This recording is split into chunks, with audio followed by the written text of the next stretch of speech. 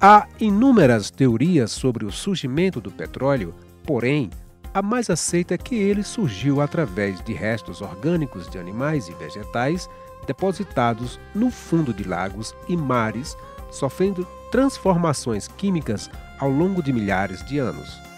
A primeira sondagem no Brasil foi realizada no município de Bofete, no estado de São Paulo, entre 1892 e 1896, por iniciativa de Eugênio Ferreira de Camargo. Somente no ano de 1939 foi descoberto o petróleo em Lobato, Salvador, no estado da Bahia. O petróleo é um recurso natural que atualmente é a principal fonte de energia. Além de gerar a gasolina, que serve de combustível para grande parte dos automóveis, é a base de fabricação de variados produtos, como benzinas, óleo diesel, alcatrão, polímeros plásticos, parafina, GLP, produtos asfálticos, querosene, solventes, óleos lubrificantes e também a nafta petroquímica. A primeira etapa do refino do petróleo envolve 4 fases. Uma delas é a destilação por pressão atmosférica, que produz, além dos combustíveis, a matéria-prima básica para toda a cadeia de produção das resinas plásticas, a nafta petroquímica. Pouca gente imagina que os produtos plásticos, copos descartáveis, garrafas PET, garrafas de água mineral, sacolas plásticas se originam deste líquido sem cor.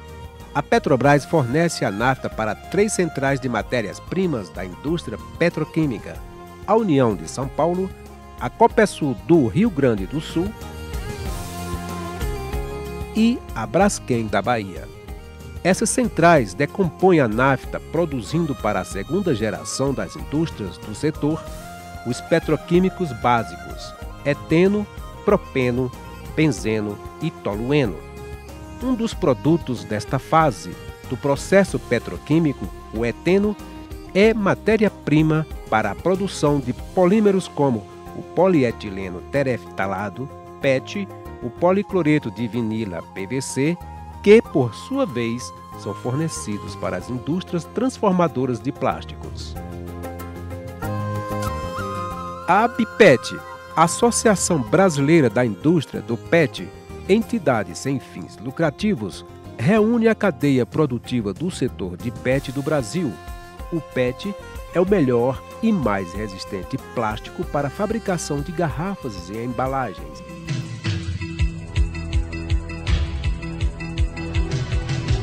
A resina PET, assim como os outros plásticos, tem sua origem na indústria petroquímica. É fabricada a partir de 2 materiais básicos: ácido tereftálico e etileno glicol. Os materiais são misturados e submetidos a temperaturas e pressões dentro de reatores. A resina vai então para o transformador, quer dizer, a indústria que transforma a resina numa peça plástica. Neste caso, a resina será transformada em pré-forma. Parecida com um tubo de ensaio, ela é produzida por injeção de plástico em máquinas extremamente rápidas. Aí vem a fase do sopro. As pré-formas passam por um aquecimento e são estiradas e sopradas. O processo também é muito rápido. Observe nesta animação o que acontece dentro das sopradoras.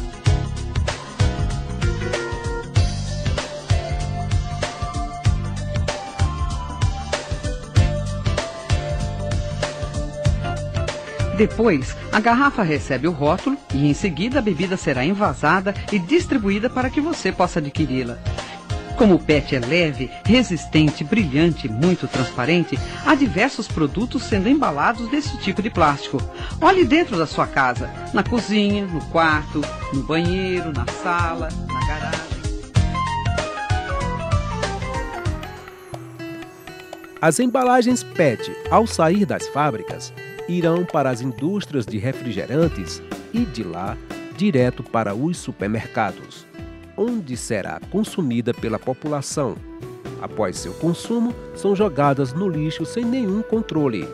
Especialista da Secretaria de Recursos Hídricos do Ministério do Meio Ambiente faz uma panorâmica a respeito do plástico que poderá causar danos ao meio ambiente. Mas eu gostaria de falar mais a questão do descarte inadequado do que a gente chama de resíduos ou resíduos pós-consumo. Ou seja, você consumiu um determinado produto alimentício, aquela caixa, aquela garrafa, a embalagem, você deu um destino inadequado àquele produto, né? Que não é mais produto, já é um resíduo, como a gente chama no meio técnico. Quando ele é lançado de uma maneira inadequada, ele acaba caindo nos rios, nos mares, nos lagos, causando problemas de poluição, de entupimento, causando problemas para a fauna, né, no caso dos mares. A questão do plástico ela é mais visível, principalmente devido ao PET e às sacolinhas plásticas, por exemplo. Quando lançadas no rio, elas às vezes se fragmentam, se partem em diversos pedaços, animais engolem aquilo, ou ficam presos em suas redes, ou aquilo fica verdadeiras nuvens de pedaços de plástico que chegam a tamponar bueiros e bocas de lobo. Então, o plástico, no caso, ou descarte de qualquer material, ele vai entupir o bueiro. E a falta de manutenção, é claro, que vai contribuir para esse fenômeno. Na Avenida Paulista e em ruas paralelas em São Paulo, se encontram a maior parte dos escritórios de todas as empresas e indústrias do Brasil. Próximo desse centro, o maior rio que cruza a cidade, o Tietê, está poluído pelo lixo plástico. Toneladas de lixo flutuante, garrafas e sacolas plásticas, latas, isopor, pedaços de madeira, descem pelo rio Tietê. Quando chove forte em São Paulo, a quantidade de garrafas plásticas e outros materiais aumentam e flutuam rio abaixo, causando inundações na cidade. Galerias de esgotos de drenagem ficam a céu aberto, despejando dejeto de todas as espécies no leito do rio. O rio Tamanduateí, que desemboca no Tietê, também traz grandes quantidades de garrafas PET, que causam um impacto visual aos visitantes. No encontro dos dois rios, o assoreamento já é visível. Prejuízos aos leitos dos rios são notáveis, formando bancos de areia. Com isso, quantidades de materiais plásticos, pneus, bola de futebol, sacos de lixos acumulam-se no local, causando danos aos animais e ao meio ambiente. As ilhas de garrafas PET, sacolas plásticas, tampinhas plásticas que ficam nas laterais e descem pelo rio Tietê já se acumulam nas praias fluviais. Esse material entra na corrente marítima e formará ilhas de plásticos nos oceanos.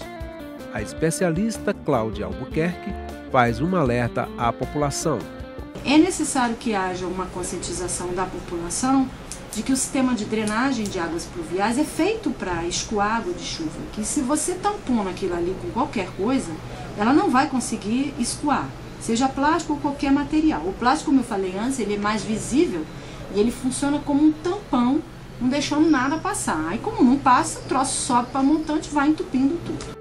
A Baía de Guanabara, a porta de entrada da cidade do Rio de Janeiro, recebe toneladas de lixo flutuante. Os barcos de coletas, com muito esforço, retiram da água toneladas de resíduos plásticos por dia. O município de São Gonçalo, próximo a Niterói, uma imensidão de lixo plástico concentram nas praias. São garrafas PET, bonecas de plástico, sofás, pedaços de madeira e sacolas plásticas. A capital da Esperança, com suas avenidas e ruas largas, planas e lineares, foi projetada por Lúcio Costa. Quem vê este cartão postal imagina que aqui não tem problemas com lixo plástico. Mas não é bem assim. A 20 quilômetros do centro do Plano Piloto, onde ficam os ministérios, o Congresso, o Palácio do Planalto e a Catedral, às margens da DF-095, via EPTC, está localizada a cidade estrutural. Todo o lixo recolhido da capital federal, transportado por caminhões o dia todo, vai parar no lixão da estrutural. Lá são depositadas variedades de resíduos plásticos, garrafas PET, copos descartáveis, sacolas plásticas e outros tipos de material. O lixo plástico, pelo consumo desenfreado da população de Brasília, fica a céu aberto, correndo sério risco de chegar aos rios, lagos e oceanos. Isso devido ao lixão ficar próximo de importantes mananciais de águas. Segundo o especialista do Ministério do Meio Ambiente, o lixão da estrutural é apontado como área de contaminação ambiental. É uma área de contaminação ambiental bem grande e acho que uma das piores aqui do Distrito Federal. A gente já começa com um grande problema do lixão da estrutural por ele estar dentro da área de amortecimento do Parque Nacional de Brasília. Além disso, ali é uma área de recarga de aquífero. Então, quer dizer, toda a água que está entrando dentro do nosso lençol freático aqui em Brasília acaba entrando contaminado pelo lixão da estrutural. Não só a contaminação da questão da água, como contaminação do ar, porque ali acaba gerando emissão de gases, né, poluentes. Uma região muito complicada e de grande de contribuição para a contaminação ambiental. Os próprios catadores que trabalham no lixão afirmam que o lixo plástico vai para outros estados para reciclar e, jogado nas ruas, podem cair nos esgotos. Seu Celino, o que é feito desse plástico aqui, senhor?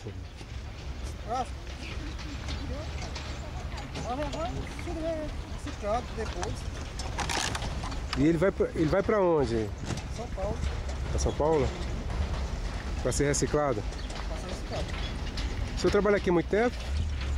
Não, aqui eu tô fazendo só um dia que eu tô funcionando numa empresa aí, faltando só me chamar. Faço exame tudo. Faltando só me ligar para me começar.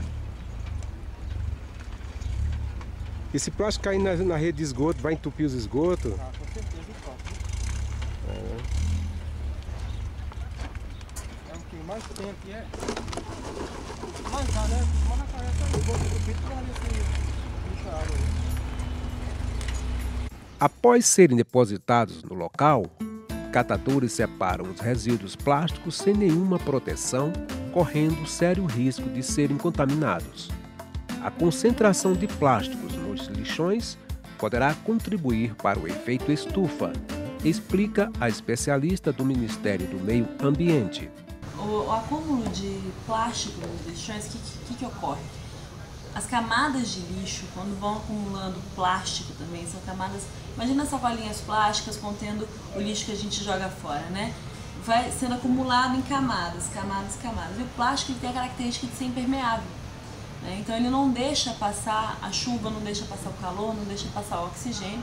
E aquele material que está ali, preso, né, armazenado dentro daquele plástico, ele vai se decompondo e o processo de decomposição vai gerando o CH4, que é o metano, que é 21 vezes mais perigoso para o aquecimento global do que o CO2. Então, essas camadas de plástico que vão sendo formadas vão formando bolsões de gases. Então, o fato de o lixo estar armazenado dentro de um invólucro de plástico e ainda por cima serem formadas camadas e camadas impermeáveis, provoca a decomposição que, uma vez liberada, libera o CH4. Se esse gás liberado ele não é trabalhado, se eles seguem para a atmosfera, eles contribuem sim para o efeito estufa. O lançamento de produtos plásticos no meio ambiente é claro. Os oceanos também não ficam livres. Os rios poluídos que desembocam no oceano levam para o mar toneladas de resíduos plásticos que ficam acumulados nas praias. Este lixo se junta com os lixos de embarcações e, devido às correntes marítimas, formam ilhas no oceano. O atol de Midway fica próximo ao arquipélago do Havaí, onde recebe diariamente montanhas de plásticos que são levadas pelas ondas marítimas oriundas da costa da Califórnia e do Japão. As duas ilhas de plásticos flutuantes, com cerca de 1.000 quilômetros e 10 metros de profundidade cada uma, é a ameaça constante à vida marinha do atol. A vida animal é a mais prejudicada pelo plástico, que se acumulam em grande extensão. Os pássaros e animais marinhos confundem o plástico com alimentos e, ao ingerir, chegam a morrer por asfixia. Uma autópsia feita em um albatroz comprova o estrago que o plástico causa aos animais daquela região. Os filhotes de albatrozes são os que mais sofrem com a sopa de plástico e morrem prematuramente. O maior dos oceanos, o Pacífico, está virando uma verdadeira lata de lixo, sendo agredido pela ação do homem e das chuvas. Há plásticos por toda a área da região de Midway, enganando como se fossem alimentos os albatrozes, os golfinhos, as águas-vivas e criando defeitos em tartarugas. A extensão do atol de Midway recebeu um apelido por um capitão quando pesquisava em suas águas. Como um descobridor nos tempos das navegações, Charles Moore foi o primeiro a detectar a massa de lixo e batizou o lugar de Lixão do Pacífico. Primeiro viu pedaços grandes de plástico, muitos deles transformados em casa para os mariscos. Depois, quando aprofundou a pesquisa, o capitão descobriu que as águas-vivas estavam se enrolando em nylon e engolindo pedaços de plástico. Fernando de Noronha é um arquipélago situado no Oceano Atlântico, pertencente ao estado de Pernambuco, a leste do estado do Rio Grande do Norte. Considerado um local de proteção ambiental, não deixa de receber o lixo plástico que flutua pelos mares. As belas praias da ilha recebem embalagens plásticas levadas pelas correntes marítimas de vários países diferentes. Se não fossem as verbas recebidas de órgãos federais para sua proteção, com certeza o lixo plástico causaria impacto ambiental no local.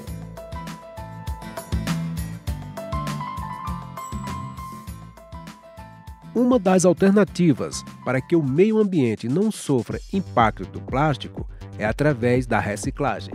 É importante lembrar que os resíduos plásticos são geralmente feitos através de substâncias presentes nos combustíveis fósseis.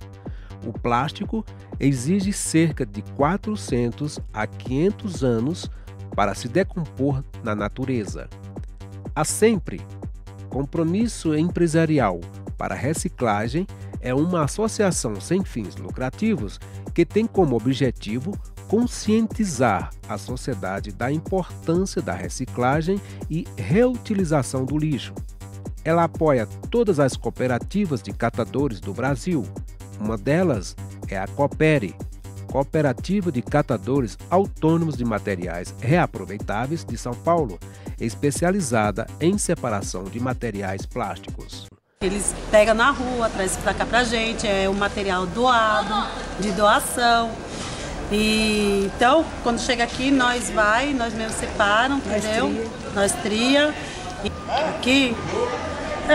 aqui chega e vai lá pra cima lá, né? Onde que passa na esteira e a gente vai separando, tirando o que é lixo, o que é material. Todo o processo de seleção é manual e mecânica, feito por catadores da cooperativa. Eles separam garrafas PET, sacolas plásticas e tampinhas em geral. A etapa de transformação utiliza o material revalorizado e o transforma em outro produto vendável, o reciclado. E as PET, né? Para dar qualidade. Então aqui a PET azul, PET guaraná, a branca. E é o mesmo processo, né? Para que possa ser utilizado como matéria-prima na indústria, o plástico é descontaminado e selecionado. O processo de reciclagem é um meio viável para evitar o impacto ao meio ambiente. Esta especialista do Ministério do Meio Ambiente afirma que o certo é diminuir a quantidade de lixo gerado pela população. Olha, eu costumo dizer que a reciclagem é o terceiro passo. Na verdade, o primeiro passo é a redução, depois a gente vem com a reutilização e, em terceiro lugar, a reciclagem. A gente acha que o material, só porque ele é reciclável, ele vai ser reciclado. E isso não é exatamente verdade. O índice de reciclagem do plástico hoje é de 22%. é um índice bom comparado com o resto do planeta. A gente está aí no 4º, 5º lugar em reciclagem, mas não é suficiente, porque a gente gera muito mais do que a gente consegue reciclar, né? Então, o pessoal está correndo atrás de reciclar, mas a gente tem que diminuir a quantidade de lixo que a gente gera. Esse é que é o problema.